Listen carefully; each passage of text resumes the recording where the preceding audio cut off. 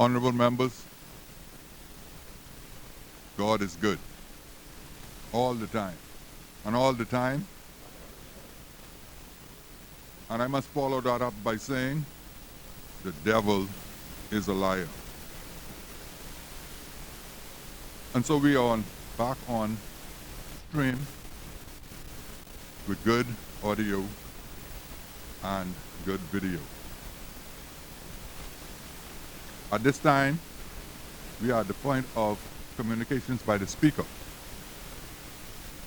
You know, last night I attended a service recognizing the Day of Atonement and Repentance at Bahama. And this morning during my devotion, I turned on the television and there was a live broadcast in Israel where thousands of persons were at the Wailing Wall in celebration of the Day of Atonement and Repentance. The celebration was Yom Kippur. I believe it is appropriate at this time, and I intend to make the following communication.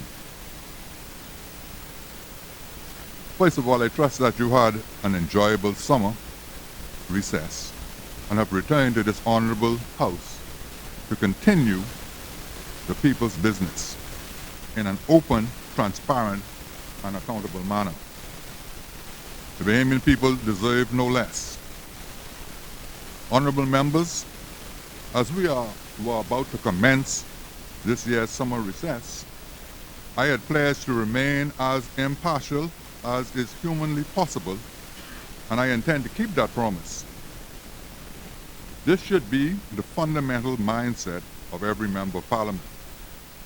However, the way the Westminster model has been practiced in this country by successive administrations makes it very difficult for any speaker to adhere strictly to the doctrine of impartiality and neutrality. If we are sincere about the development of our democratic institutions, and if we wish all right-thinking Bahamians to take us seriously, we must pay more attention than lip service to the tenets. The Parliament and the Speaker must be given the right amount of independence to bolster the impartiality and neutrality required.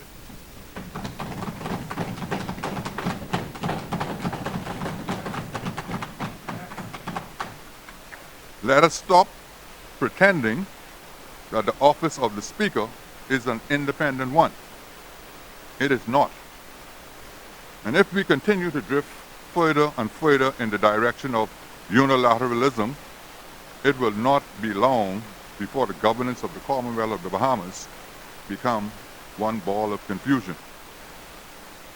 History is replete with examples of atrocities that have come about when power is concentrated either in one person or in one group of persons. It facilitates greed, corruption, and plunder. It gives you the inner city blues, and it makes you want to holler and throw up both your hands. But this is no time for hollering or throwing up both your hands. This is time to throw down the gauntlet and wage war against systems of oppression and subjugation.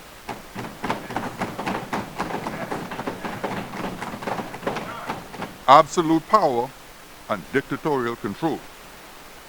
Since the general elections of 2002, it has become obvious that the Bahamian people are searching for something that they have yet to find.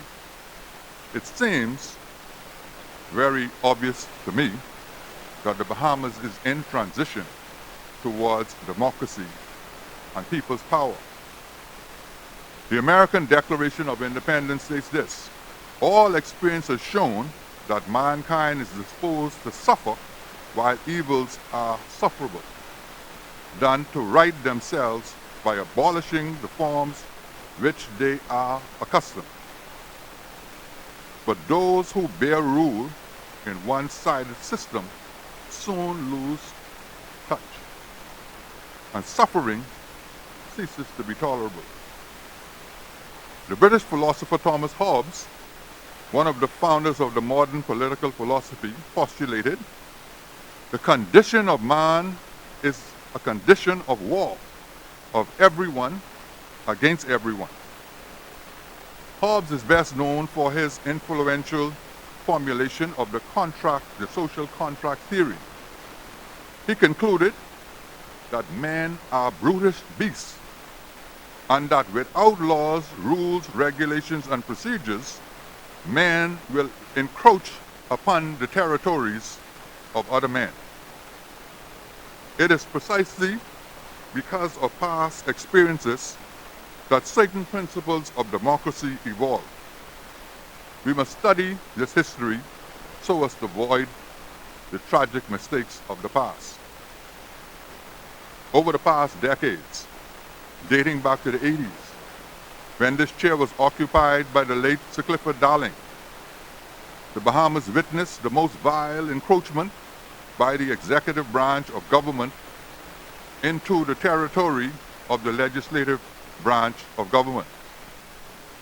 This encroachment and resultant breach was wrong under the Penland administration, wrong under the Ingram administration, wrong during the Christie administration, and if perpetuated, it will be equally wrong under the Minnis administration. By now, you must be wondering if this is a statement of resignation. It is. After much soul searching and wide consultation, I am resigned to the fact that the Speaker must be lonely in his eminence. But despite the isolation, loneliness, and solitary confinement of the office, I accept and surrender to my calling. I want to assure the Prime Minister, Cabinet Ministers, and all members of Parliament that I do not want your jobs. And I doubt that you want mine.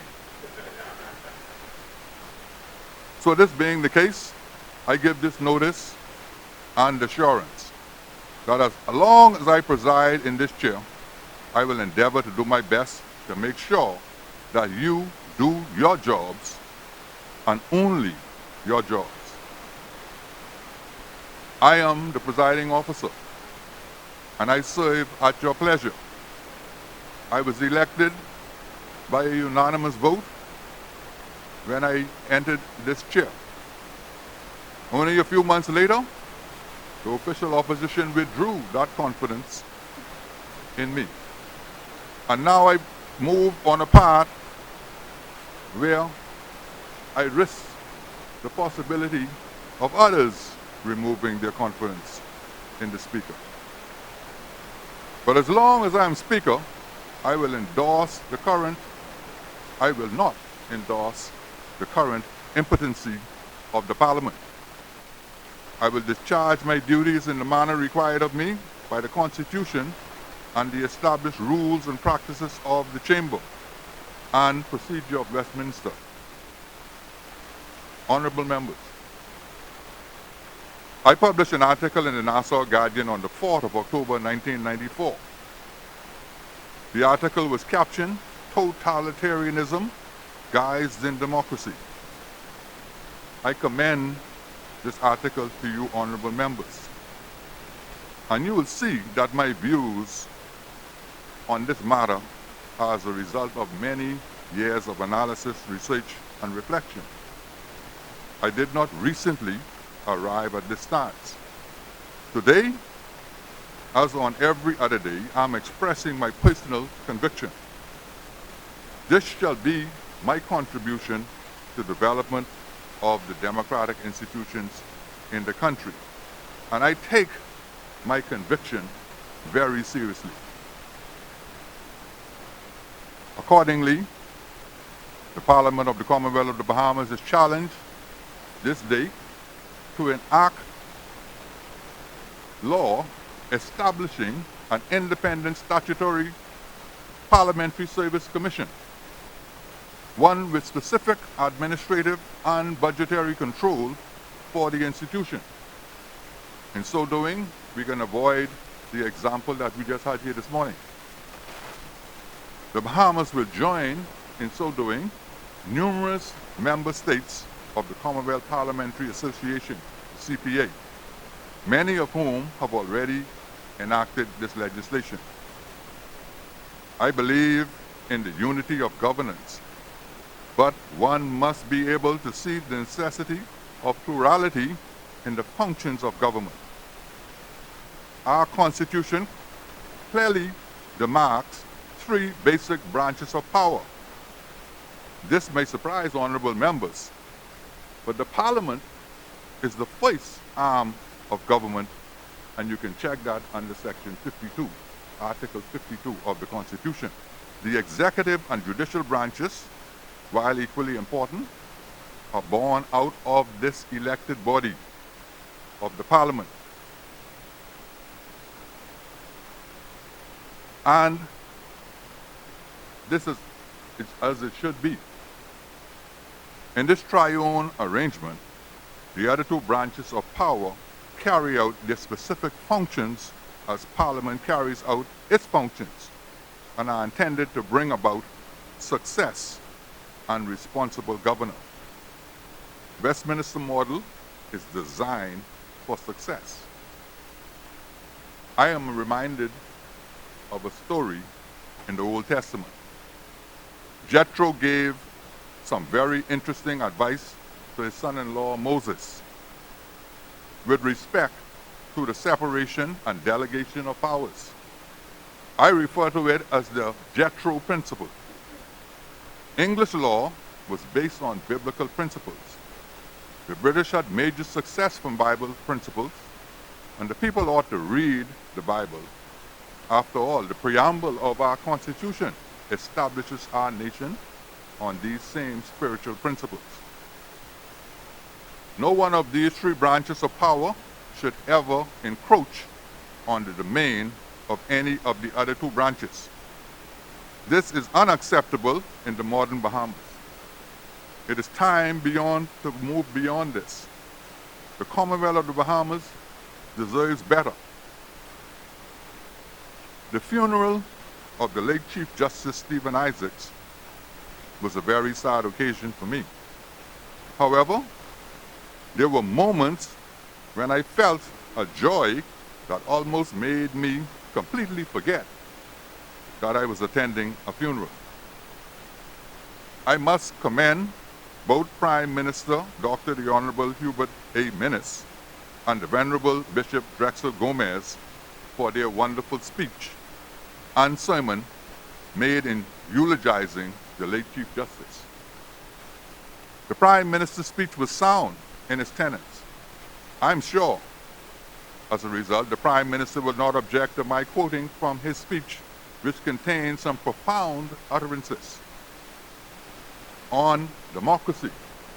The Prime Minister said this: "There is no genuine democracy without the rule of law. There is no genuine democracy without an unyielding respect for basic rights and freedoms. There is no genuine democracy without equal treat of all citizens before the law." The Prime Minister is absolutely correct. And I would add this: Westminster's system of democracy was designed for checks and balances.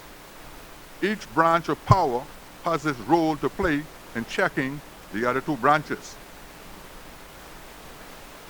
On the separation of powers, the Prime Minister said, and I quote, "Our democratic system is built on three pillars: the legislative, executive, and judicial branches, which are necessarily connected but have separate and independent functions.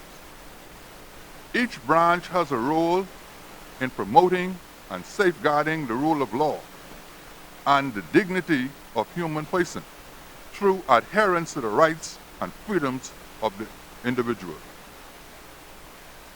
Honorable members, the Prime Minister is absolutely correct. He obviously understands the system of governance under which he operates as Chief Executive. And so, Mr. Prime Minister, in future appointments of members of the Executive, please ensure that there are sufficient backbenches remaining so as to allow the Parliament to hold the government to account.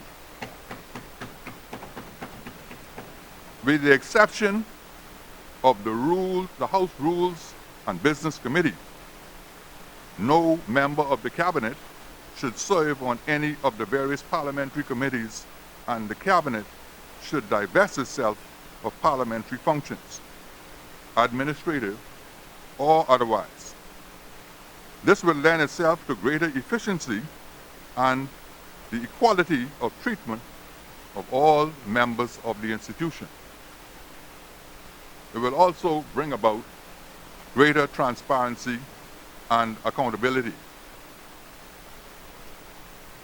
On the civic creed of a nation, the Prime Minister concluded, a true and vibrant civic creed resides in the temperament and spirit, the disposition, and in the hearts and minds of those who adjudicate the law.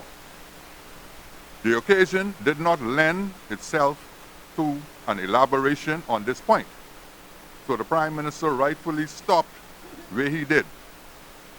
But it is obvious to me from the proposed motions that we have coming before this House that he wishes to remedy the wrongs that exist in the Bahamas, particularly as we practice this Westminster model. Perhaps the best place to start is the total separation of the legislative branch from the executive branch. It is common knowledge that the continuing encroachment of the executive into the Parliament has effectively rendered the legislature impotent in its role as a check on the executive as envisaged by Article 72 of the Constitution. Constitutionally, the executive branch has general direction and control of the government. It is clear that this control was never intended to be absolute. While there exists a degree of fusion between the executive and legislative branches in both the Senate and the House of Assembly, the executive branch should have no specific role or function in the micromanagement of the day-to-day administrative and budgetary functions of the Parliament. On the contrary, the doctrine of the separation of powers and conventions of the Westminster model of government forbids such overreaching by any of the three branches into the sphere and influence of any of the other two branches, and deems any such action ultra-virus and absolute an abuse of power. In this vein, Bishop Gomez, in his sermon during the funeral service for the late Chief Justice, called for inclusion of all citizens to full participation in the affairs of state if we are to maximize our potential and advance as a unified nation. This inclusive participation of our citizens will should be exercised through their representatives in Parliament. For decades now, this is not an indictment on the present government or executive, but for decades now, perhaps through lack of understanding, the executive has violated the spirit of Article 72 of the Constitution, which states, Article 72, subsection 1, there shall be a cabinet for the Bahamas, which shall have the general direction and control of the government of the Bahamas, and shall be collectively responsible thereof to Parliament. Article 72(2), the cabinet shall consist of the Prime Minister and not less than 8 other ministers, of whom one shall be the Attorney General, as many as may be appointed in accordance with the provisions of Article 73 of this Constitution. And we note here that Article 72 is an entrenched provision, and to change Article 72 and establish an upper limit for the number of ministers, it requires a vote of not less than 3/4 of all members of both houses, and thereafter it requires a referendum with a majority vote of the electors. In the interest of transparency and accountability, this should be an amendment establishing an upper limit for the appointment of ministers to eliminate the supersized cabinets that we've seen over the past decades. I recommend that combined the size of the parliament of the cabinet, inclusive of parliamentary secretaries, should not exceed a limit of 17 or 43% of the elected members of parliament. As long as the status quo remains, it will demonstrate our lack of commitment to the ideals of accountability and transparency. In addition, I have noted with interest the tendency to think that the Cabinet Office, through the Attorney General, should be the sole legal advisor to the Parliament. I see this as an adulterous relationship that is forbidden by the very concept of the separation of powers and the tenets of Westminster. The Attorney General is a member and legal advisor to the executive branch of the government. In adherence to the doctrine of the separation of powers and the conventions of Westminster, the Attorney General cannot and must not directly be involved in the affairs of the legislature and the judicial branches of government.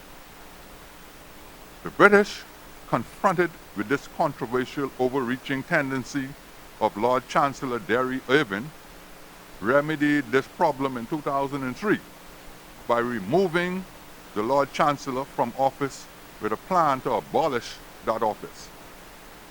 Let me hasten to add right here that I am not suggesting that the Attorney General be removed or that his office be abolished. In this regard, according to my research, the plan to abolish the office was later abandoned, though it was partially reformed in the Constitutional Reform Act of 2005 in England, and is now used as a secondary title to the Secretary of State for Justice. In this vein, and in addition to any legal advice offered by the Crown, I have sought to find wisdom in many counsel by speaking with and receiving the agreement of the following eminent jurists to provide independent legal advice to the Speaker and the legislative branch of government. I've spoken with and received the agreement of Dame Joan Sawyer, former Chief Justice and President of the Court of Appeal, Attorney Fred Smith, QC, Attorney Maurice Glidden, QC, Attorney O.B. Ferguson Jr., President of the Trade Union Congress, and a recognized precedent-setting attorney before Her Majesty's Privy Council, Attorney Kelphine Cunningham, former Registrar General and Vice President of the Bahamas Industrial Tribunal, and Mr. Khalil Parker, the President of the Bahamas Bar Association. The Constitution, in Article 46(1), establishes a minimum of 38 members of Parliament, while Article 72 establishes a minimum of 8 ministers. And the question is, if that being the case, why over the years have we permitted this circumstance to occur? Why have we almost tripled the minimum number of cabinet ministers while we have only one seat above the constitutional minimum of 38? How can there be accountability and transparency when the cabinet outnumbers the backbench and the official opposition combined? Why would a House of 39 members have 20 elected members as cabinet ministers and parliamentary secretaries when the House of Commons, with 650 members, have under 30 cabinet ministers? Why is the cabinet office seized with the administrative and budgetary control of Parliament when the principles of Westminster absolutely condemns the idea of any individual or branch of government functioning in more than one branch of government simultaneously? Now, as a former chief meteorologist, I understand that the weather conditions can change as a consequence of certain circumstances. And I believe it will get cold soon. As a former meteorologist, you would then pardon me if I employ some of the language of the trade. I expect atmospheric conditions against this particular intervention to change. But before you make determinations as to what position you will take, I urge you, in the interest of this wonderful country that we all love, to please reflect deeply on what I have said today. My position is not mine alone. It is deeply rooted in the Westminster system of parliamentary democracy. And interestingly, it is deeply rooted in all established democracies. The Bahamas, as we've seen today earlier, have produced great Olympic champions competing on an even playing field with the greatest powers on earth. I have no doubt that we can govern our country with much democratic ideals as other nations on this earth. Having said that, I have and forecast colder days and a penetrating chill factor as I move on by faith in this path of impartiality and neutrality. But I understand, as a former chief meteorologist, that whether the weather be cold or whether the weather be hot, whether the weather be fine or whether the weather be not, we must weather the weather, whatever the weather, whether we like it or not. Prime Minister, in his tribute to the Chief Justice, Stephen Isaacs, has raised fundamental issues of democracy, the separation of governmental powers, and the independence of the three branches of government. The time is right at this time to ask the question whether the current state of affairs are reflective of the highest functioning of Westminster's system of governance. If the answer is no, and I strongly suggest that it is no, then why be silent about it? We are honestly and sincerely about the advancement of this nation that we love and about the people that we represent, then I suggest that we need to holler, but not throw up both our hands. It's time to recognize the reasons for the Ten Commandments and adhere to the postulations of Thomas Hobbes. Our refusal or failure to initiate this fundamental law to establish an independent parliamentary service commission will categorize us as pretenders, and our words will ring loud in hollow emptiness. Thank you, honorable members. Now we proceed along the order of business.